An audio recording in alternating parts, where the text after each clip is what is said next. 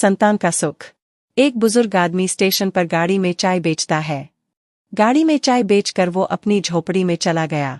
झोपड़ी में जाकर अपनी बुजुर्ग पत्नी से कहा कि दूसरी ट्रेन आने से पहले एक और केतली चाय की बना दो। दोनों बहुत बुजुर्ग है। आदमी बोला कि काश हमारी कोई संतान होती तो वो हमें इस बुढ़ापे में कमा कर खिलाती। संतान न होने के कारण हमें इस बुढ़ापे में भी काम करना पड़ रहा है। ये बात सुनकर उसकी पत्नी की आंखों में आंसू आ गए। उसने चाय की केतली भरकर अपने पति को दे दी। बुजुर्ग आदमी चाय की केतली लेकर वापस स्टेशन पर गया। उसने वहां प्लेटफॉर्म पर एक बुजुर्ग दंपति को सुबह से लेकर शाम तक बेंच पर बैठे देखा। वो दोनों किसी भी गाड़ी में नहीं चढ़ रहे थे। तब वो चाय वाला बुजुर्ग उन दोनों के पास गया और उनसे पूछने लगा कि आपको कौन सी गाड़ी से जाना है।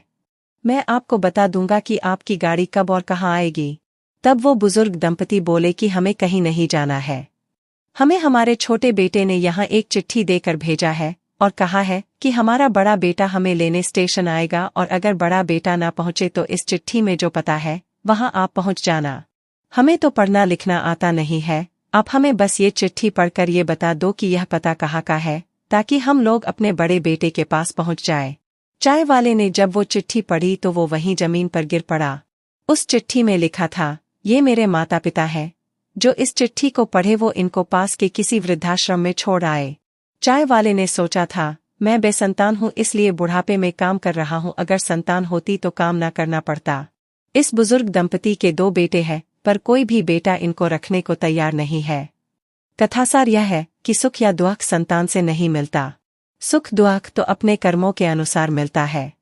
ना कोई संतान सुख देती है, ना कोई संतान दुख देती है। अगर आपके कर्म अच्छे हैं तो आप अकेले बैठे भी खुश रह सकते हो और अगर आपके कर्म बुरे हैं तो आप राजगद्दी पर बैठकर भी दुखी रहोगे।